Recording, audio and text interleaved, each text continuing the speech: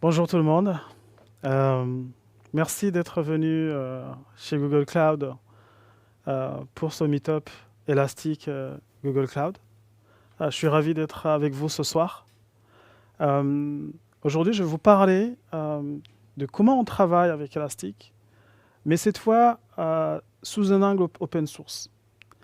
Je vais essayer de vous présenter les dernières avancées. On a fait notre dernière conférence il y a quelques semaines. Et on a fait, donc ça s'appelle Google Next, et on a fait Google I/O, on a fait beaucoup d'annonces, et on a également beaucoup d'innovations qu'on a présentées, et on travaille également avec Elastic, et on a des solutions qui sont fondamentalement basées sur l'open source. Je vais vous parler de toutes ces choses-là, et je suis ravi de vous recevoir aujourd'hui chez Google Cloud. Merci d'être venus si nombreux.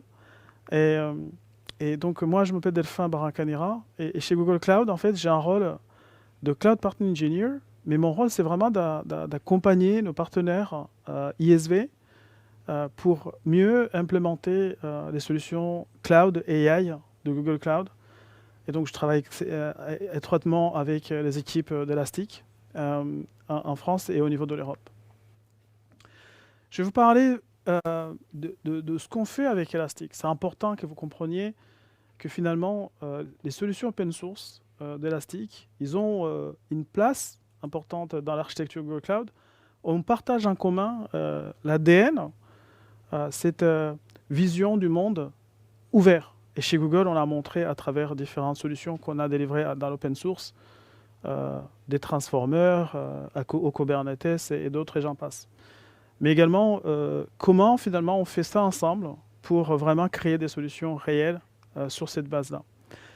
En fait, j'aime beaucoup ce slide parce que ce slide explique à quel point Elastic, même avec tous les avancées qu'Elastic a fait et toutes les innovations qu'Elastic a fait, finalement, le problème de discovery d'informations reste un problème qui n'est pas complètement résolu.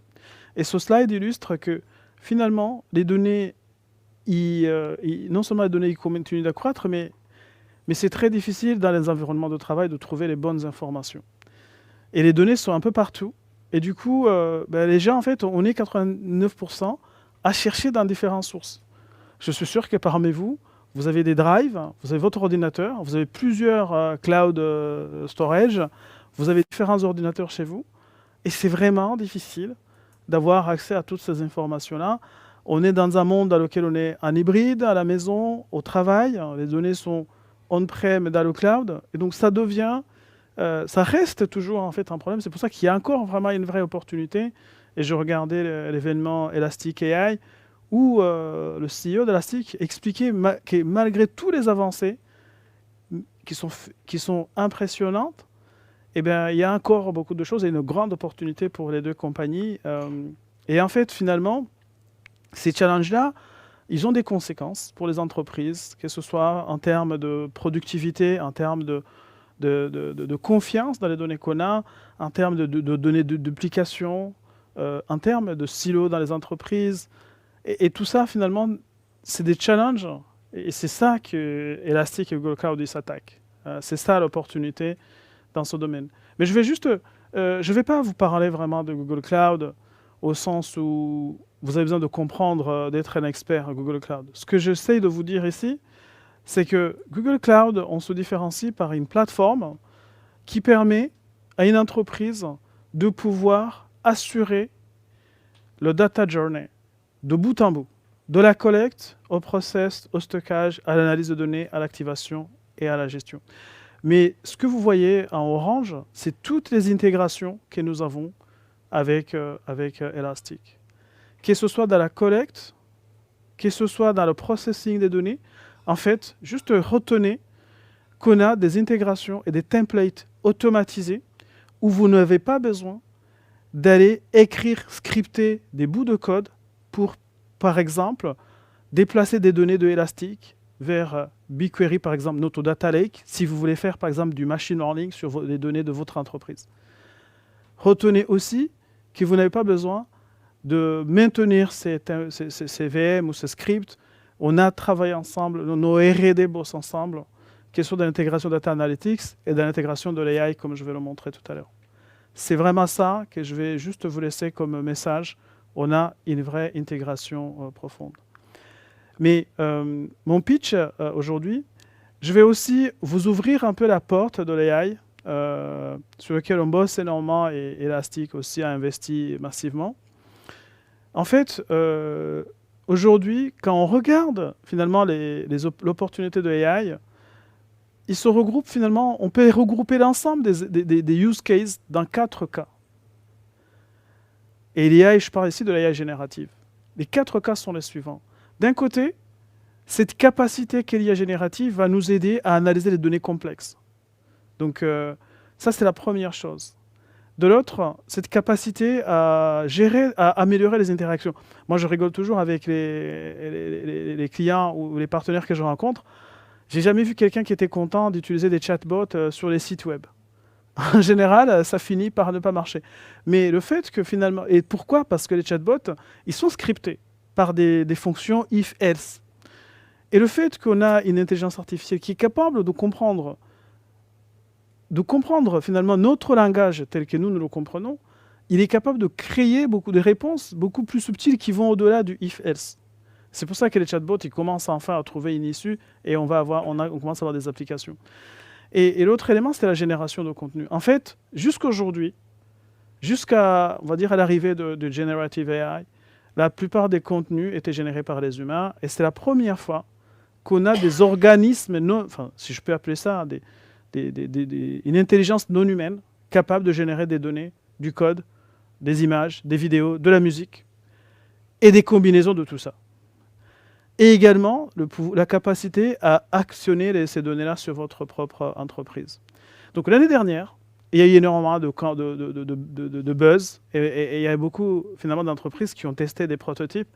Mais aujourd'hui, les entreprises veulent passer en prod et Elastic a accéléré également. Les entreprises qui veulent faire de l'intelligence artificielle, ils rencontrent énormément de challenges. Et voici les 4 dont je vais vous parler rapidement. Le premier, c'est les données en silo. Et ça, c'est parce que, comme j'expliquais, les données sont un peu partout. L'autre, c'est vraiment la partie collaboration et gouvernance.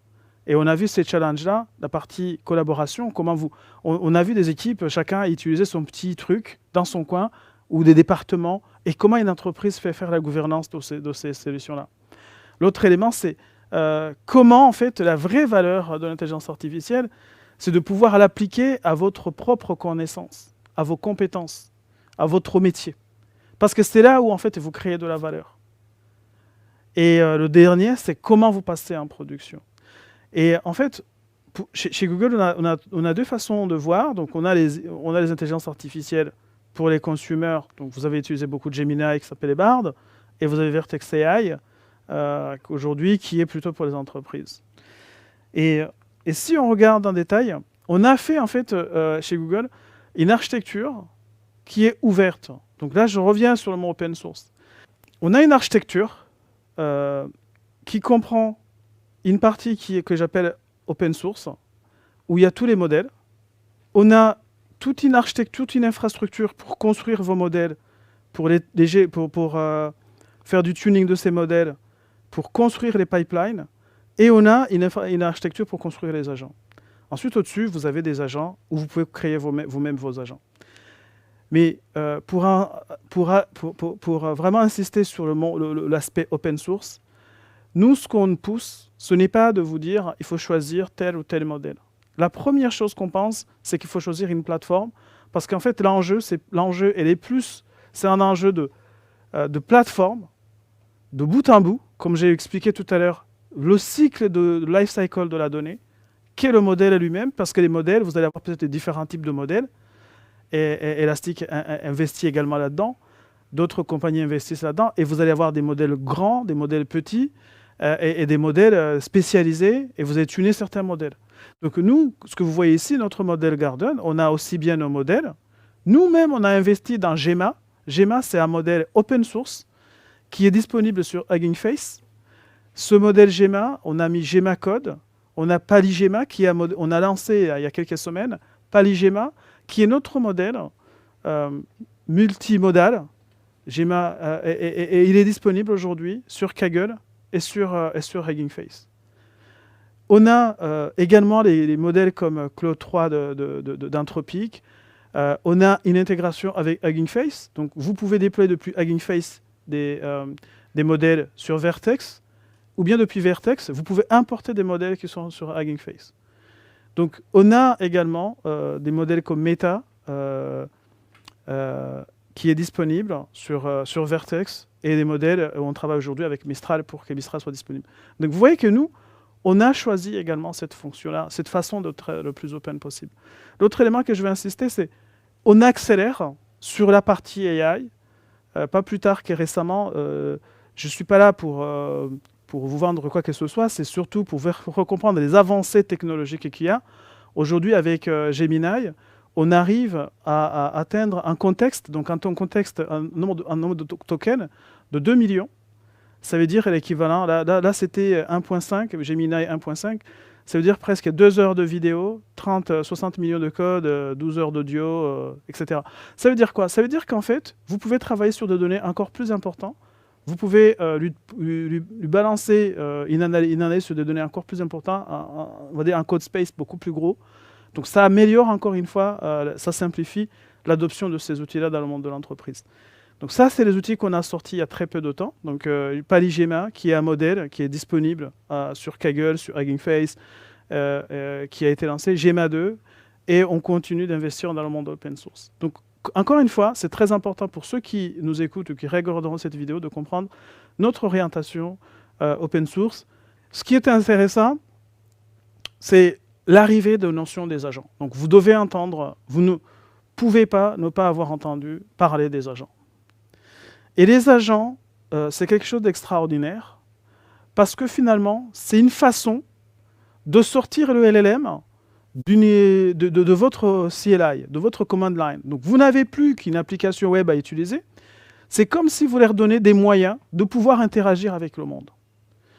Alors, moi, ce que j'essaye de donner comme vision à vous et à ceux qui écouteront cette vidéo, c'est que finalement, les agents, si tu prends un modèle qui est multimodal et tu lui donnes la capacité à interagir avec des logiciels, avec le web, avec des applications de l'entreprise, vous pouvez vous imaginer le potentiel de ces outils-là.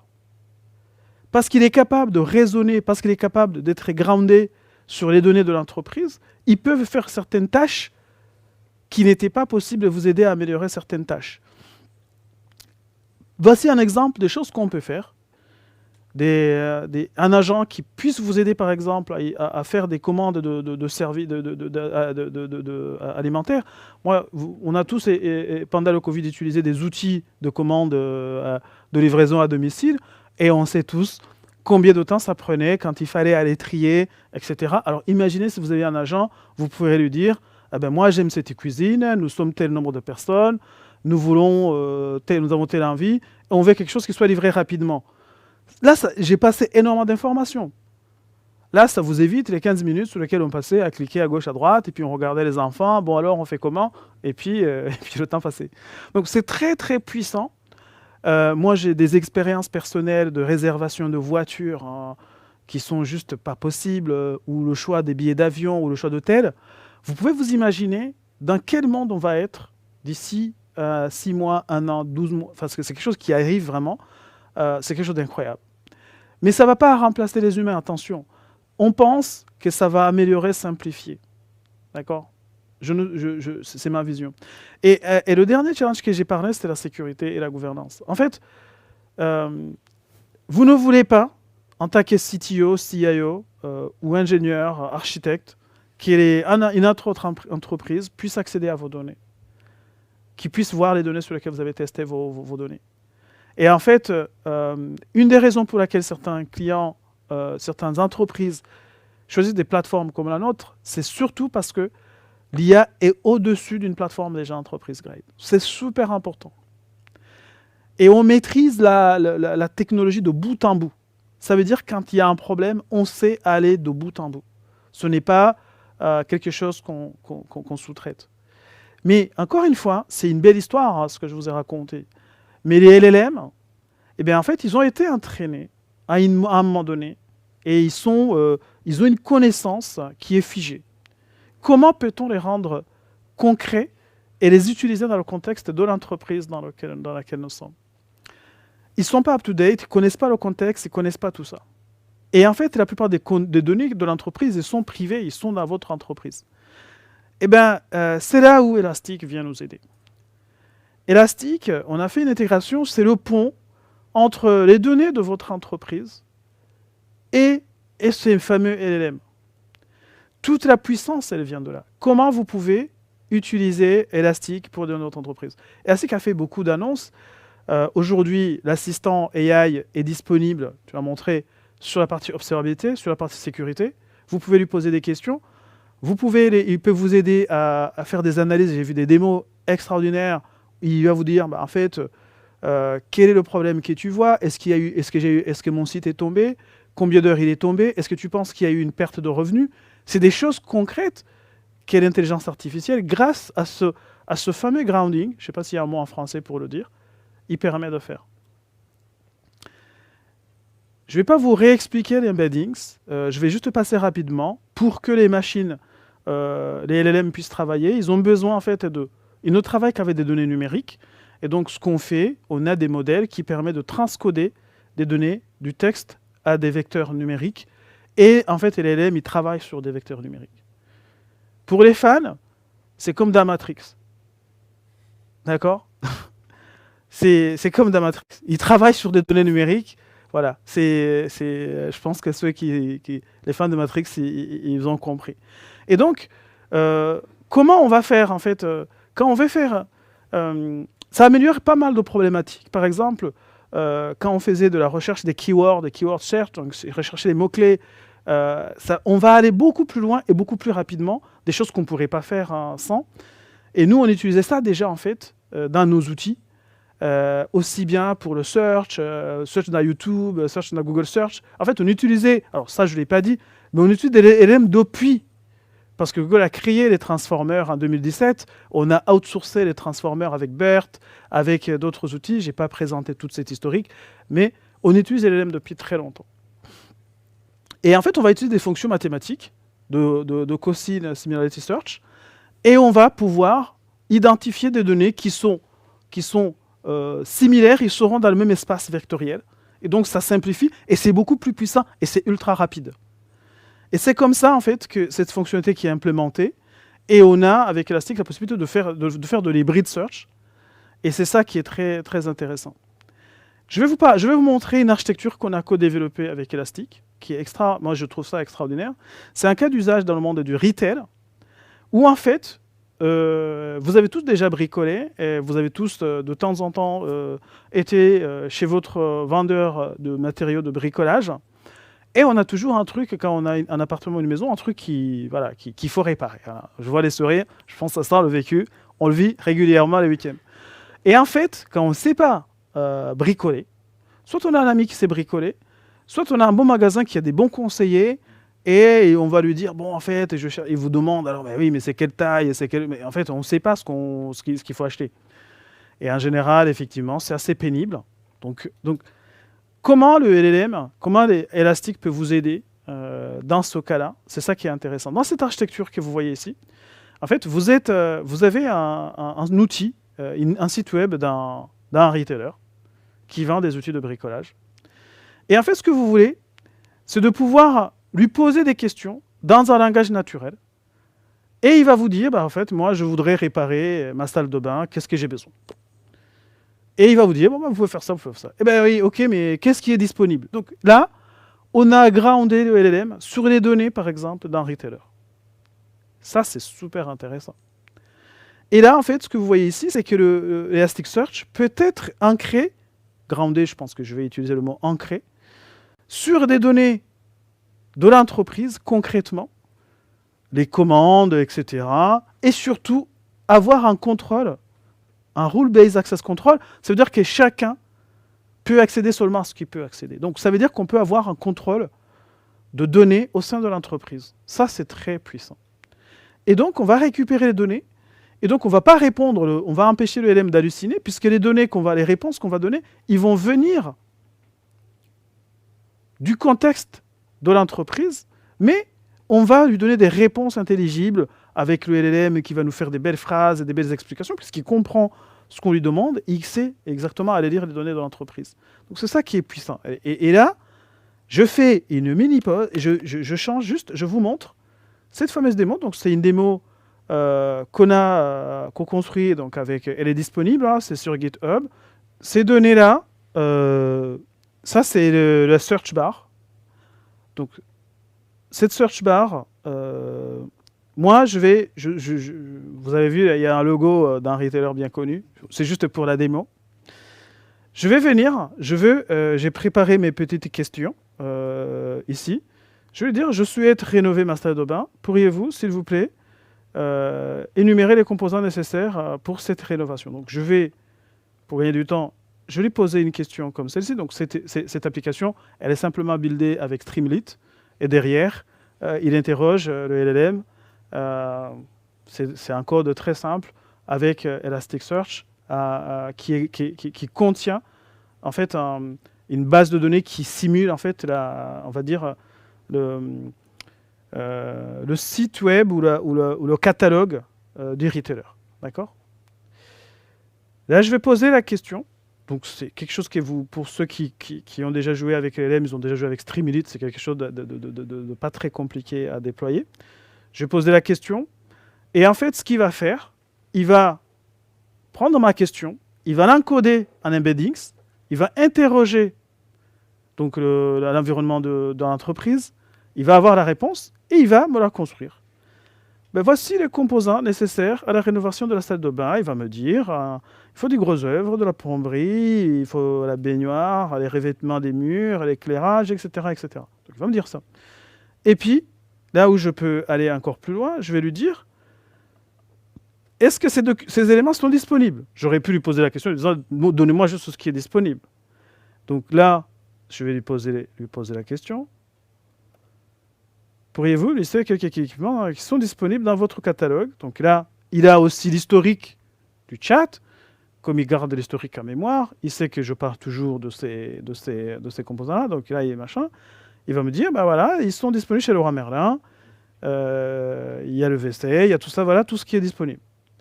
Et je vais lui dire, OK, est-ce que vous pourriez me donner la liste ?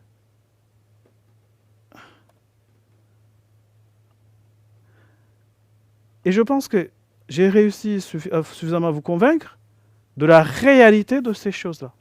Ça, c'est une démo concrète. Et ces données, ce n'est pas des données fake, c'est des données c'est du scrapping d'un vrai site web de retailer, de Home Depot. De Home Depot. Et il va te dire, ben voilà, cette douchette, elle coûte ça, elle coûte ça. Donc, imaginez que vous pouvez lui dire, allez plus loin, voilà, moi, il sort plusieurs options. Moi, je voudrais quelque chose pas très cher, mais bon rapport qualité-prix. Il va comprendre ces choses-là. OK ? Et donc, je reviens juste sur le slide. Donc là, je vous ai fait la petite démo. Pour vous montrer que la puissance de l'open source. Vous pouvez utiliser les modèles comme Gemini. Là, c'est Gemini qu'on utilise. Mais vous pouvez utiliser Pali Gemini, notre modèle sur Hugging Face, l'importer et l'intégrer, que ce soit l'intégrer dans votre environnement ou sur Vertex.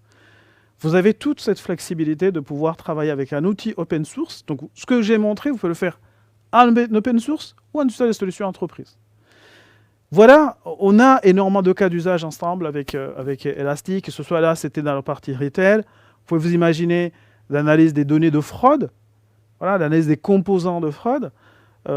Si vous avez, par exemple, j'ai un collègue qui signait un compromis pour un achat immobilier, et bien, en fait, quand vous recevez les diagnostics avec tous les copies, vous avez 10 PDF de 100 pages. Et bien, quand vous voulez lui demander, en fait, c'est quoi les conditions suspensives, vous n'avez pas forcément envie de vous scanner. Vous pouvez juste lui demander, mais donnez-moi les conditions suspensives.